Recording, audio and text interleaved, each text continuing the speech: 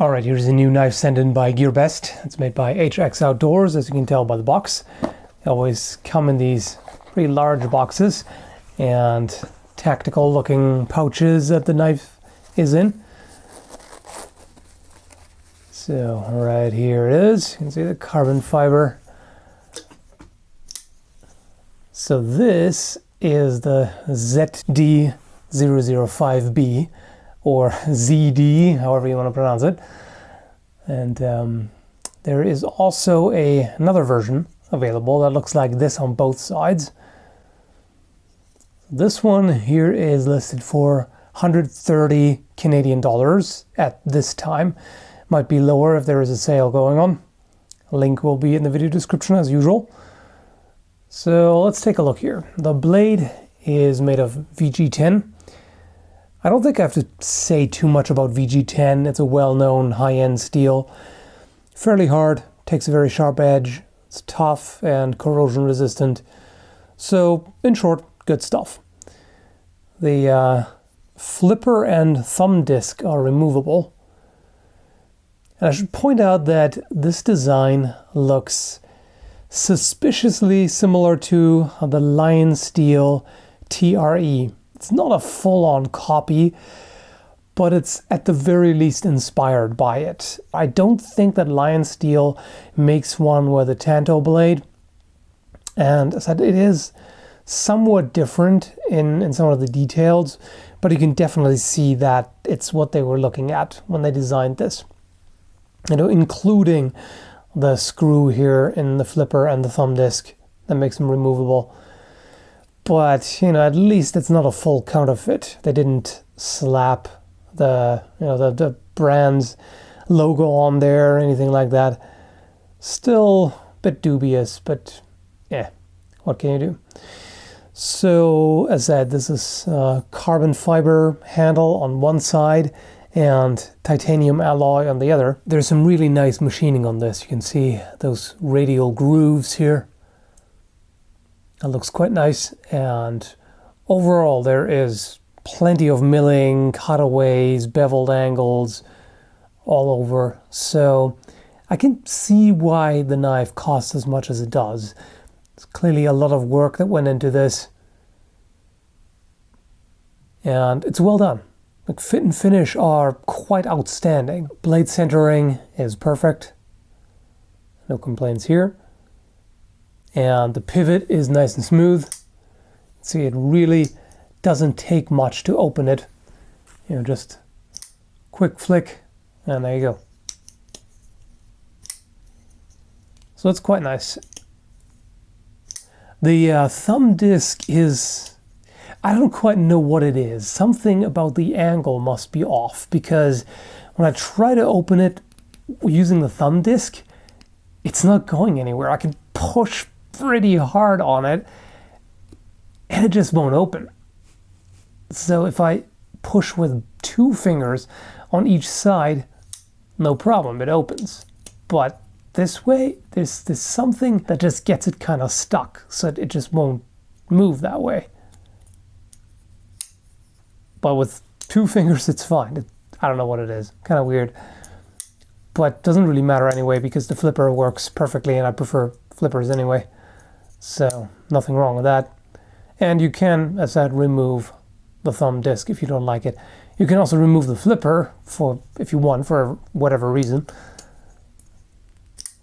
Now the frame block here is comparatively stiff, I'd say. At least, you know, compared to most knives that I've tried so far.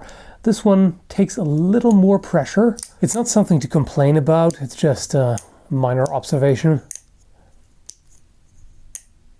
And there is a good amount of contact here.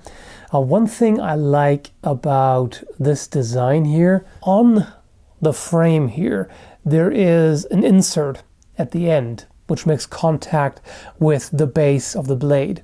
So I'm assuming that that insert is the same steel as this, to make sure that it doesn't wear out with use. So that is a really good feature. Quite like to see that. It's the same as on the other knife by HX Outdoors that I have. I think on this one it may be more obvious. Yeah, you can probably see that pretty well. So there's a different piece at the top there of the frame. So I don't know for sure. I can only assume that it is the same steel as the blade, because otherwise there wouldn't really be much point to it.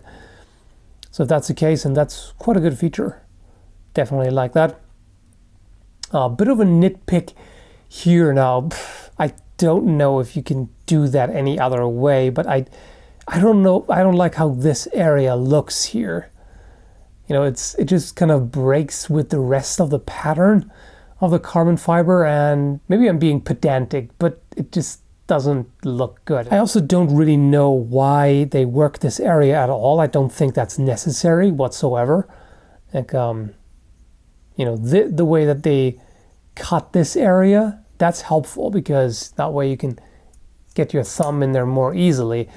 But the surface here doesn't really need to be worked. You only have to do the beveled edges here, which they did. So I'm not sure what's up with that. But otherwise looks really quite attractive. You know, the black on one side and silver on the other. Ergonomics are good. You know, it's quite nice in the hand. The carbon fiber feels good. The other side as well. You know, just a little bit of traction, but it still feels pretty smooth. The kind of minor, well, I don't know if you can call that jimping here, but that gives you a bit of extra purchase. But there's nothing abrasive, so that's nice. The knife is not hard on the fingers at all. I almost forgot to mention it's got a detent too, so, and closing it at the end, you'll notice it snaps in here. So it holds the blade in, prevents it from accidentally opening in your pocket. The pocket clip is good, you know, simple shape, but the holes make it a bit more interesting visually. You know, it's got the right kind of stiffness, works well.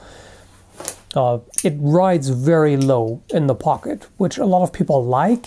Personally, I'm not really a fan of that because it makes it a bit harder to get a hold of. I actually prefer if some more of the knife sticks out of the pocket, so it's easier to grab it and draw quickly. As far as the sharpness is concerned, it comes close to shaving sharp. Now I say close because, you know, I can get hairs off, but not consistently, and definitely feels a little rough for that. All right, obligatory cutting test.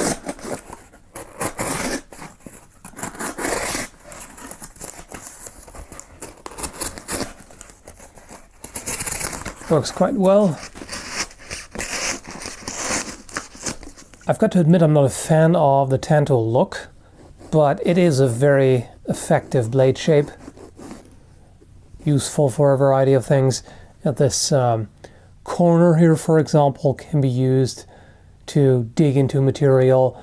The point is very strong, so you can even potentially pry with that, and you have a lot of control when using the point for cutting as well. So it's quite a good shape overall. Easy to sharpen as well. So I can definitely understand why it's popular. Overall, this knife works really well. You know, nice, well-shaped, sharp edge, and it's comfortable in the hand. I like how it really just positively locks into the hand and just doesn't move at all as you work with it. You know, as I said, without being abrasive. So, really good design. Quite like that. For the tip strength, check that out a little bit.